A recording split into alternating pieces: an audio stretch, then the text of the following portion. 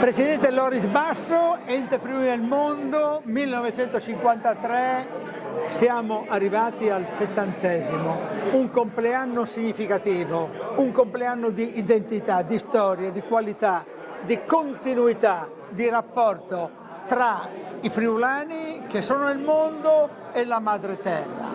Un rapporto che, dicevamo prima con il Presidente Vicario, soprattutto oggi in tempo di globalizzazione non può mancare. No, sicuramente. Intanto 70 anni di storia, 70 anni di continuità, come diceva lei, nel mantenere i rapporti con gli emigrati. Ovviamente l'Ente Friuli nel Mondo, la migrazione è cambiata, non è più l'emigrazione del secolo scorso, dove era una migrazione per sostentare le famiglie che rimanevano. La cosiddetta migrazione povera. L'emigrazione povera. Libars di scugni partì. No? Oggi invece è una mobilità professionale.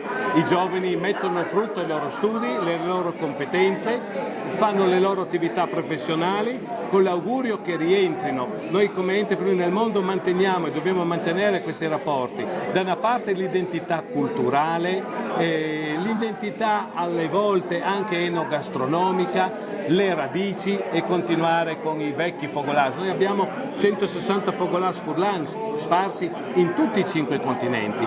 Oggi c'è questa mobilità, questi giovani, che è importante però individuarli per far sì, per metterli a disposizione anche della regione e delle attività economiche della regione, frutto del grande lavoro dell'immigrazione. Oggi le nostre industrie hanno bisogno di questi, qualcuno dice cervelli in fuga, no, cervelli che vanno a compiere un percorso formativo e che noi dobbiamo individuarli e farli rientrare. Questa è la nuova attività dell'Ente Friuli nel Mondo a cui ci dovremo dedicare nel prossimo futuro. Sì, complimenti. Quali sono i punti di riferimento, gli appuntamenti di questi giorni, di queste settimane per ricordare questo 70° importante? Il 70° è nato con l'anno del 70° con il documentario della figura di Toros, bellissimo, no?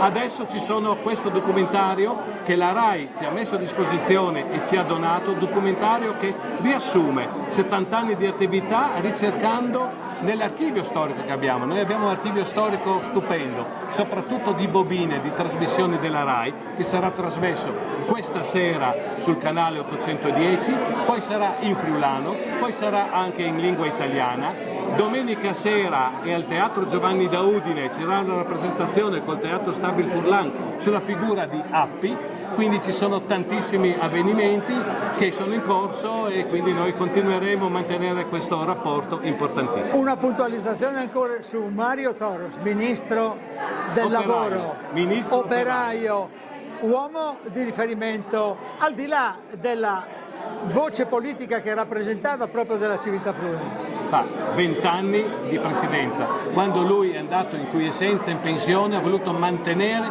questi rapporti, queste conoscenze che aveva in giro per il mondo da ministro, per cercare di mettere a disposizione di tutti i friulani nel mondo. La sua casa è sempre stata aperta. Quando un friulano rientrava in patria doveva passare a salutare Mario Toros, perché è ancora ricordato come è il presidente. Quando io ho fatto qualche viaggio in Argentina, trovo nel fogolar, K e l'estate ANCE è il presidente, cui Toros.